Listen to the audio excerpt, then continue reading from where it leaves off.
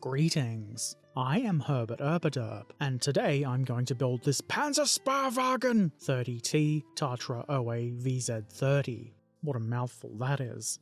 This is an armoured car of Czechoslovakian origin, and this is a 72nd scale kit from first to fight. The back of the box shows a basic painting guide, some information about the vehicle's history in Polish, German, and English, and the instructions, which are pretty small and you may have some difficulty seeing them. The First to Fight website also includes the instructions, which, conveniently, can be zoomed in on for a better look. I'll include a link in the description. Inside the box we find this upper hull part. Are you sure that's a hull part, Herbert? No, but that's what I've called it, so that's what it is. You could just edit it and make it sound like you know what you're talking about. Nobody would believe that. Anyway, this is most of the vehicle, and it's a nice and neatly moulded part. It should, in fact, come on a sprue, but it must have been knocked off at some point. Fortunately, it doesn't seem damaged. Here's the sprue it should have been attached to. The only other part on it is the turret body, which is quite small and simple. There isn't a ton of parts in this kit, not even by wargaming kit standards really, which this kit is intended as. As I've come to kind of expect from First to Fight kits, there's quite a few thin and very small parts, which is quite uncommon in wargaming kits, for what I think are obvious reasons. First to Fight models just do be like that, it seems. You'll be pleased to know that I didn't break any parts in this build. As you can probably see, the parts are nice and neat, and the moulding is quite crisp. You won't need to do a whole lot of cleanup here, which is always nice. Decals are included, and these are simple, like most First to Fight decal sets are. You probably don't really need anything more.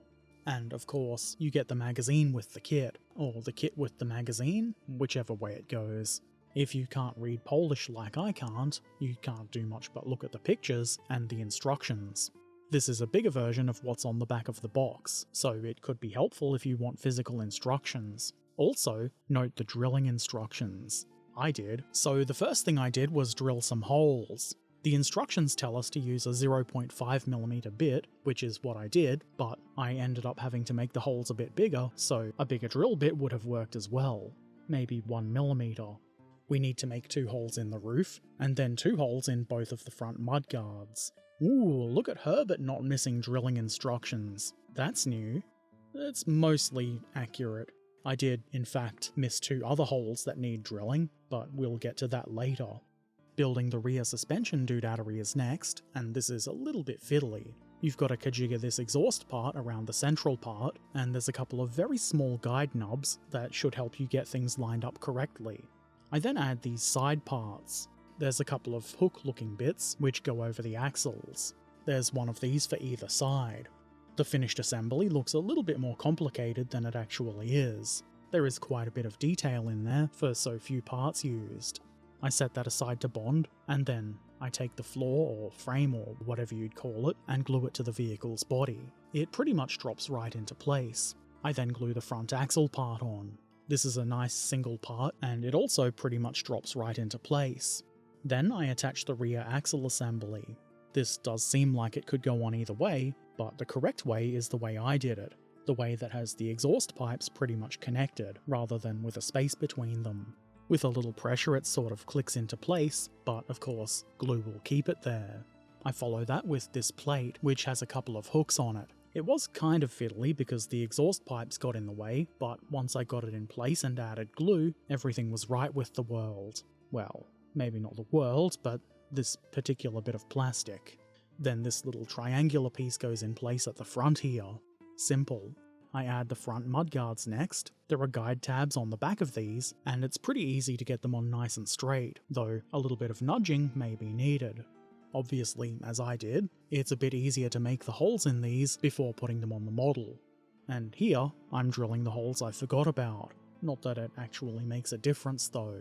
There's obviously no way to drill these from the inside, not unless you have a very short drill, and because of that there's no guide for drilling here, so I just eyeballed the position.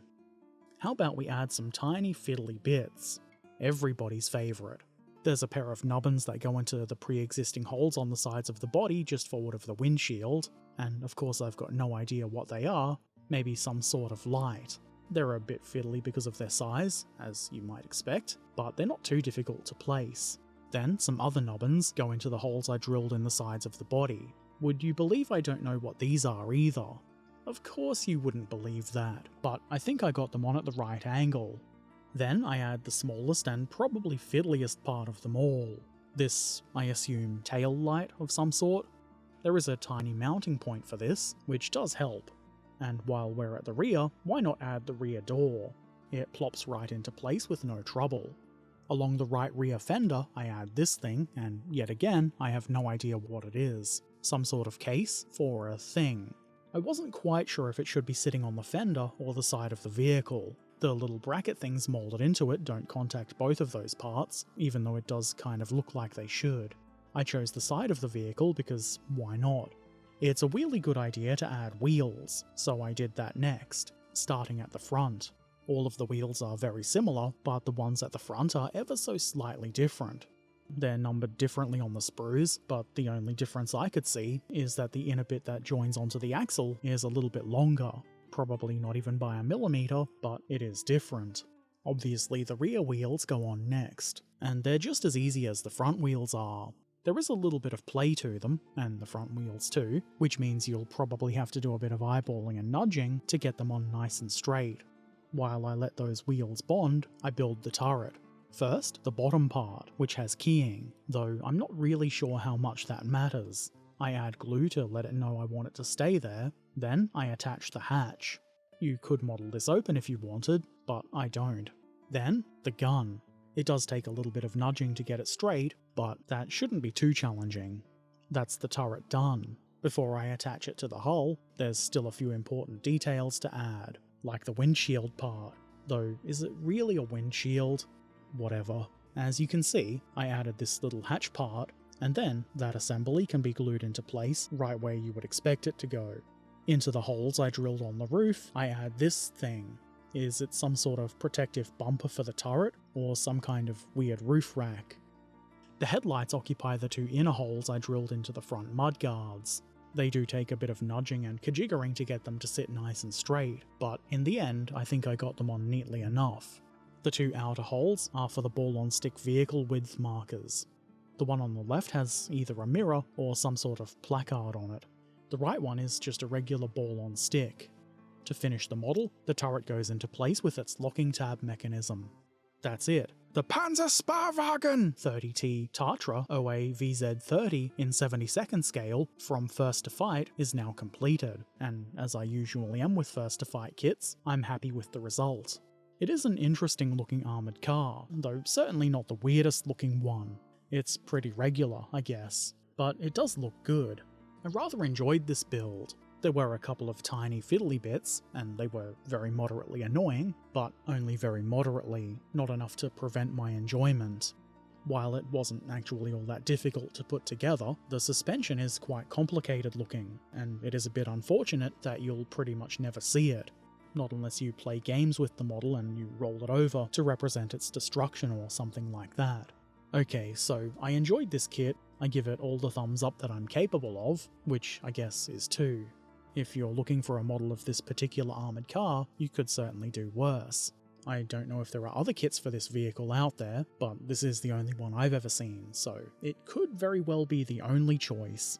If you have any questions or comments, feel free to put them in the comments section below. If you'd like to watch me build kits like this one live, check out my Twitch channel, which is where I stream pretty much all of the builds you see on this channel. There's a link in the description. Subscribe if you want, support on Patreon or Ko-fi if you're able, and check out the links in the description.